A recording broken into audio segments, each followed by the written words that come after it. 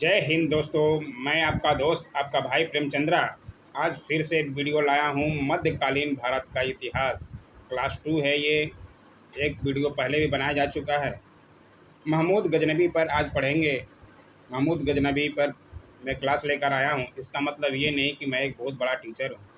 मैं भी आप लोगों की तरह एक लर्नर हूँ जो कुछ सीखता हूँ। तो आप कोशिश करता हूँ कि मेरे चैनल द्वारा और लोगों को भी फ़ायदा मिल सके, इसलिए मैं ये क्लास लेकर आता हूँ। ठीक है। जो लोग देखना चाहते हैं पूरा वीडियो देखिए। किसी भी कंपटीशन को निकालने के लिए दोस्तों आपको पूरा डिटेल तो पढ़ना ही पड़ेगा, है ना। सारे टीचर कोई भी पूरा डिटेल नहीं बता पाते, ना हम भी नहीं बता पाएंगे। लेकिन जो मेन मेन जानकारियां हैं, जो आपको जानकारी रखनी पड़ेगी, उतना तो आपको बताना ही चाहिए, उतना हम भी बताएंगे। ठीक है ना। बाकी आपको अलग से अपना नोट्स बनाने चाहिए। मैंने नोट्स बनाया तो उसके बारे में आपको लेकर आया। ठीक है। मोहम्मद गजनबी के बारे में देखेंगे, किस वंश के थे, कब कब आक्रमण किए और उसके समय में कौन कौन से इतिहासकार हैं, उनकी प्रमुख पुस्तकें कौन कौन सी हैं। इतना है तो प्रश्न बनता ही है दोस्तों। ठीक है। और आपको भी जानकारी रखनी चाहिए। आइए देखें, हमने नोट्स बनाया है। आप नोट्स को करते हुए चलिएगा, क्योंकि मैं पूरी बातें तो कोई भी नहीं बता पाता है। जो मुख्य पॉइंट हैं वो बताएंगे। उम्मीद है आपको अच्छा लगेगा। अच्छा लगे तो लाइक भी किया कीजिए दोस्तों, है ना। आपके लाइक से हमें पता चलता है। पहला वीडियो पे तो कोई ज़्यादा ध्यान नहीं दिए थे, लेकिन बहुत अच्छा वीडियो था, ज़रूर देखा कीजिए, समझा कीजिए। ठीक है। आइए देखते हैं। जो लोग नए हैं सब्सक्राइब भी कर सकते हैं। मोहम्मद गजनबी के आक्रमण आज देखेंगे कहाँ से आए थे। ठीक है।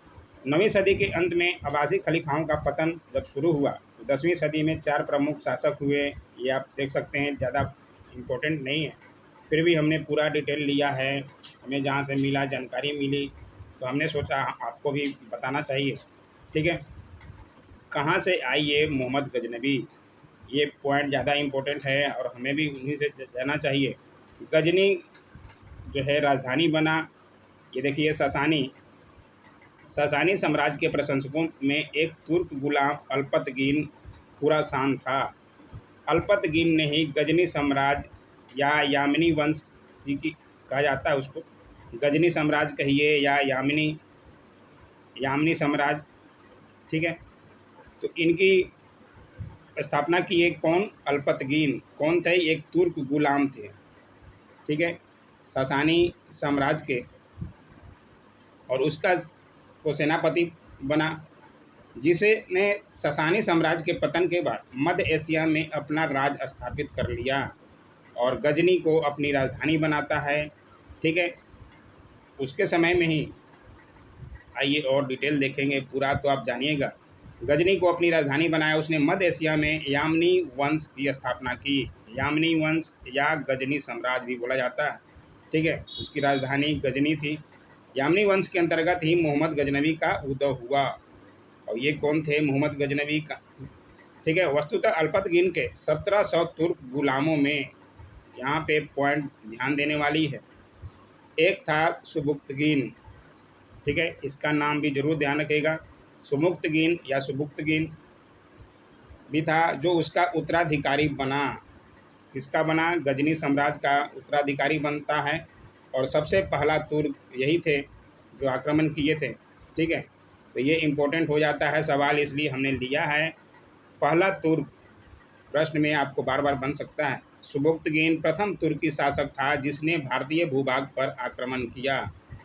ठीक है ना। तो इसको जरूर से ध्यान रखिएगा। तथा शाही वंश, हिंदू वंश, शाही वंश का शासक जयपाल को पराजित किया। भारत में उसमें किसका शासक था तो आपको ध्यान रखना पड़ेगा, जयपाल का। ठीक है ना। पंजाब के सिंध क्षेत्र में इनका था जयपाल।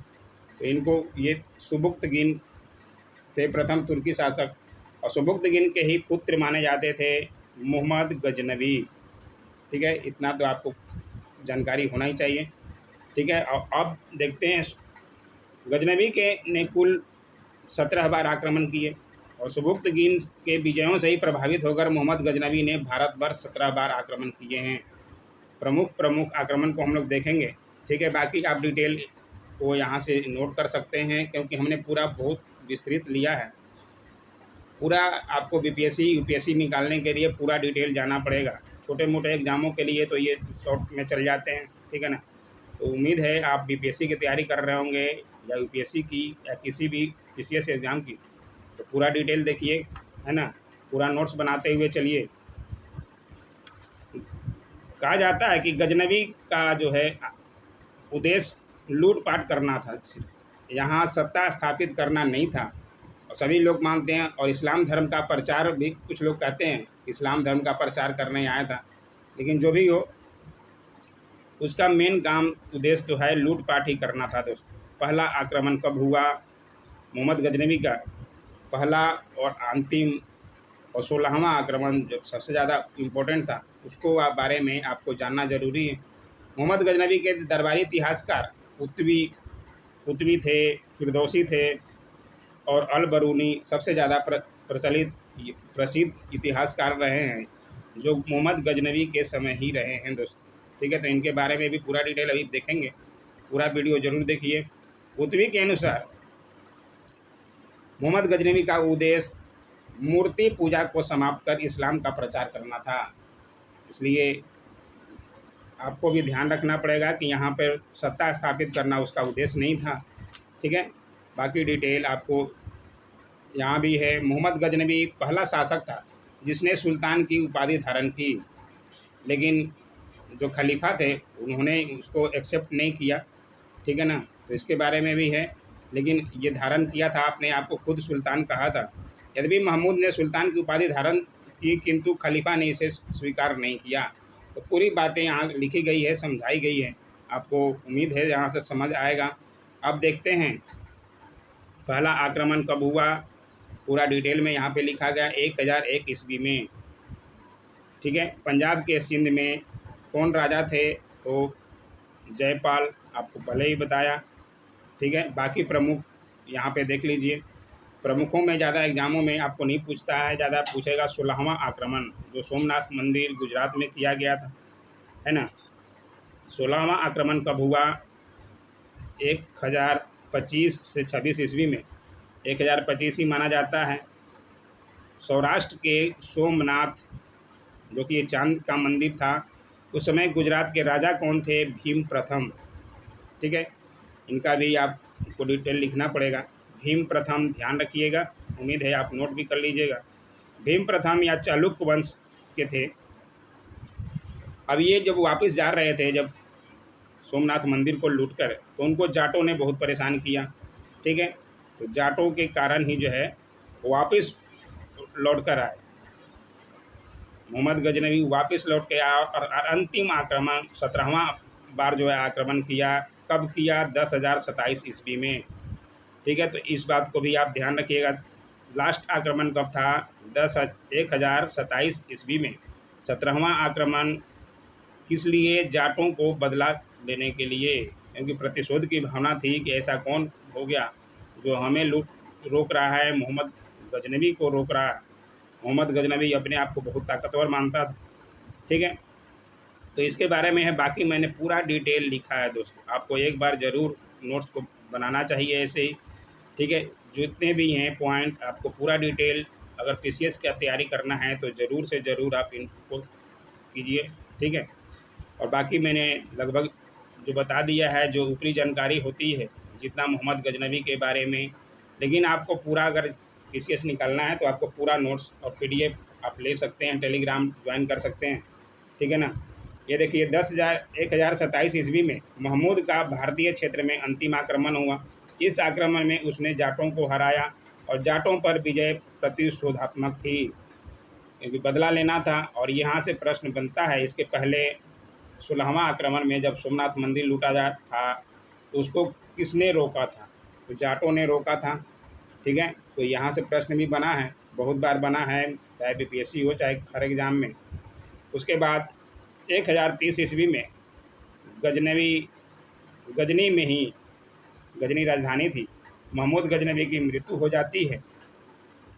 उसकी मृत्यु के बाद सजलुक आए, ठीक है। बाकी आपको डिटेल अब देखते हैं। इतिहासकार सबसे ज़्यादा ज़रूरी और जहाँ से प्रश्न बन सकता है और बनता ही है, उसके इतिहासकार को आप ज़रूर से ज़रूर स्क्रीनशॉट ले लीजिए और देख लीजिए, ठीक है। कि कौन से इतिहासकार दरबार में थे? अलबरूनी, फिरदौसी और उतवी ज़्यादा प्रसिद्ध थे। इन तीनों को लिया गया। एक और इतिहासकार थे जिनके ज़्यादा नाम नहीं है, लेकिन अलबरूनी, इन पे इनकी किताब कौन सी है? किताबुल हिंद, ठीक है। फिरदौसी का शहनामा और उतवी की पुस्तक है तारीख़ ए यामिनी, और जिस पे बार बार सवाल आपको बनेगा, तो इनको ज़रूर से ज़रूर नोट कर लें, ठीक है ना। अलबरूनी की पुस्तक कौन सी है? यहाँ पे देखिए पूरा फिर डिटेल है, बाकी मैंने वहाँ डिटेल लिख दिया है, और बाकी और भी डिटेल हैं जो इनको आपको जानना है, ठीक है। अगला वीडियो मोहम्मद गौरी पर होगा। मोहम्मद गौरी के आक्रमण कहाँ कहाँ हुए, कब हुए, इस वीडियो में से उम्मीद है आपको जानकारी मिली होगी, और आप ज़रूर से ज़रूर पूरा PDF पढ़ेंगे, आराम से निकालना है तो, है ना। मैं इतना ही बता सकता हूँ दोस्त, आप लोगों का दोस्त ही हूँ, कोई बड़ा टीचर नहीं हूँ, ठीक है। जो पैसे लेता हूँ मैं फ्री की एडवाइस देने के लिए हूँ, क्योंकि दोस्त हूँ। मुझे जो लगता है, जितना मेरे को जानकारी मिलती है, मैं आपको सामने दे देता हूँ दोस्त। उम्मीद है वीडियो अच्छा लगा होगा। अच्छा लगा तो लाइक, शेयर, कमेंट और सब्सक्राइब जरूर कीजिए, सपोर्ट जरूर किया कीजिए दोस्तों। किसी के मेहनत को एक लाइक से उसको खुशी दिया कीजिए, है ना। ठीक है। Thanks for watching my YouTube channel.